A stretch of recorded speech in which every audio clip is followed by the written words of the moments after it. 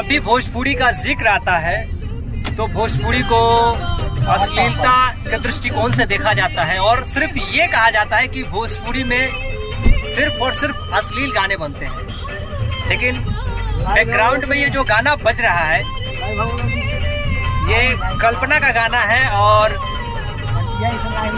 ये उन गानों में से है जो भोजपुरी को एक स्वच्छ और साफ सुथरा और पारंपरिक गायकी और गीत संगीत के लिए दर्शाता है। जब भी भोजपुरी का जिक्र आता है लोग सिर्फ ये सोचते हैं और जिनके मन में ये सिर्फ चलता है कि भोजपुरी में सिर्फ और सिर्फ अश्लील गाने बनते हैं, उनको एक बार इस तरह के गाने सुनने चाहिए।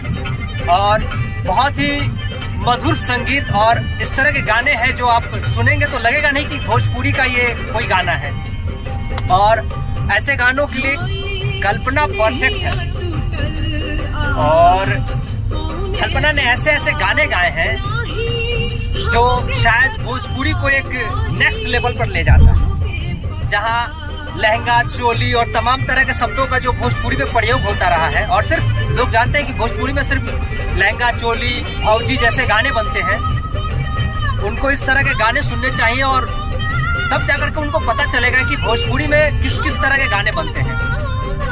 ये गाने भोजपुरी को और उस भोजपुरी गीत संगीत जिसे सिर्फ भोजपुरी को गंदगी के लिए जाना जाता है, उससे दूर हट करके ये सब गाने बने हैं। और इसके लिए कल्पना को जितना धन्यवाद कहा जाए और उस टीम को जिन्होंने इस तरह के गाने को ढूंढ करके ला करके और एक मधुर संगीत में पिरोने का काम किया है।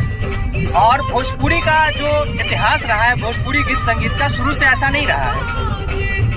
भोजपुरी में जो पहले गाने बनते थे वो अश्लील नहीं होते थे, लेकिन एक दौर चला और उस दौर के बाद भोजपुरी अश्लील में तब्दील हो गया।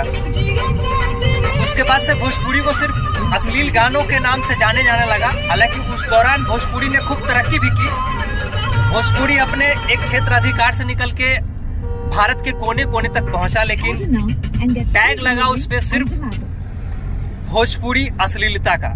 लेकिन जो ये गाना आप सुन रहे थे, जो बैकग्राउंड में अभी बज रहा था, इन गानों को सुनने के बाद ऐसा महसूस होता है कि सिर्फ भोजपुरी में गलत और अश्लील गाने ही नहीं बनते, बल्कि इस तरह के गाने बनते हैं जो कभी कभी लगता है कि हमारा भोजपुरी भी एक उस पंजाबी और जितने भी मराठी, हरियाणी, जो भी गाने, क्षेत्रीय गाने के जो इंडस्ट्रीज हैं, उनको पार करता हुआ और उनसे बेहतर गाने बनाने की क्षमता लगता है कि भोजपुरी वालों में है।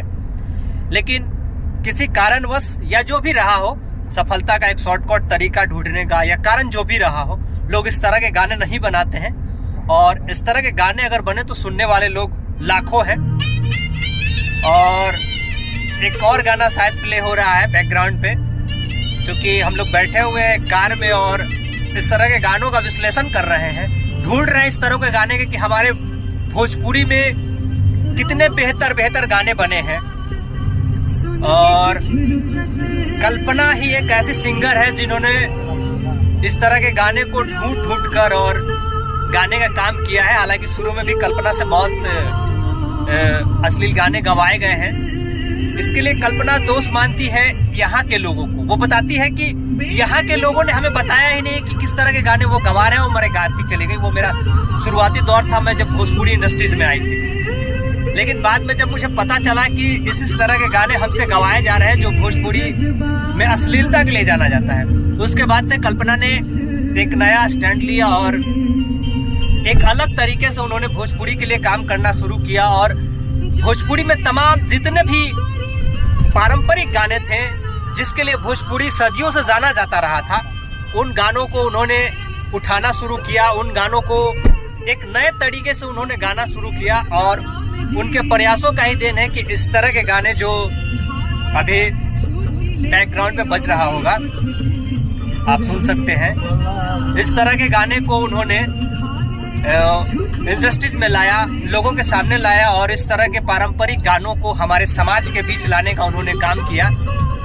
तो जितने भी नए कलाकार हैं, मैं उनसे रिक्वेस्ट करूंगा कि आप लोग भी प्रयास कीजिए और आप इससे भी बेहतर गाने बना सकते हैं। आपके अंदर वो क्षमता है, लेकिन आप उन चीजों को छोड़ना नहीं चाहते हैं, कारण जो भी रहा हो, और उसी ट्रैक पे आप चल रहे हैं जो भोजपुरी को एक अश्लीलता रसातल की ओर ले जाने का मार्ग दिखाई पड़ता है। लेकिन आप चाहे तो इस तरह के बेहतर गाने बना सकते हैं जो कल्पना ने बनाए हैं, जो आपके स्क्रीन पे अभी बैकग्राउंड में चल रहा था, इस तरह के गाने। बाकी भोजपुरी गीत संगीत को लेकर के और नए दौर में जो गाने बन रहे हैं उससे लेकर के आपकी क्या प्रतिक्रिया, आप अपनी प्रतिक्रिया हमें कमेंट बॉक्स के जरिए दे सकते हैं।